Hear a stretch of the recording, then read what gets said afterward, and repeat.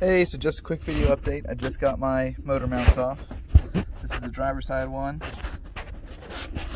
For this, you take these two bolts out. The top one is a 5/8, the bottom one is a 3/4 on that one. It might be a hair smaller or something metric. My 3/4 kind of slipped on it a little bit, but those are what I used to get it off. There's 4 rivets in here.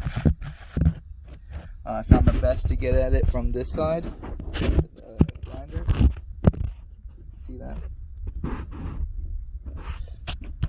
This side, the passenger side though, was just bolted in. So bolt, bolt here, bolt here. These ones I know for sure were the 5/8 and 3/4. These ones again, the 3/4 kind of slipped a little bit, but 11/16 wouldn't fit it.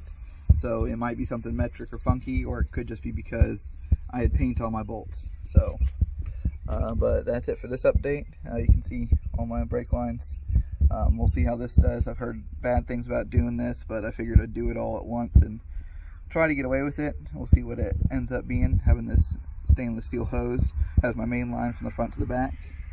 I don't think it'll be much of an issue, but we'll see. You can see everything else in here. I'm actually standing in the engine bay, but I'll probably just lump this with a couple of other videos, and I'll see you guys in the next one. And here are the LS motor mounts, painted to match the frame and installed. It uses one of the rivet holes right here. That's the second one up from the bottom.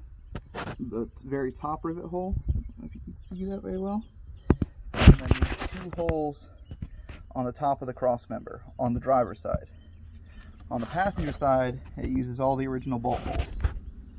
To use the original bolts or similar size bolts, I did have to drill out the holes on this to 1/2 inch using a step bit.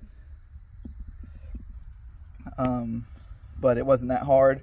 And then I also had to drill out where all the rivets went to get them up a little bit bigger. And this hole didn't quite line up very well.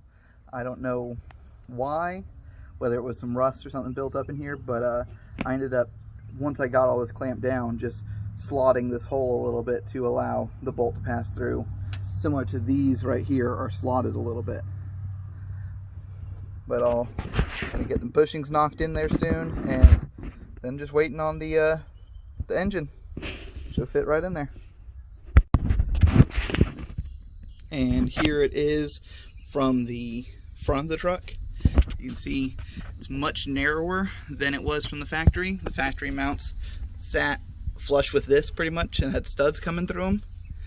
So it'll be interesting to see what kind of headers I can get to fit in here. Alright, until the next one. Just back for another update.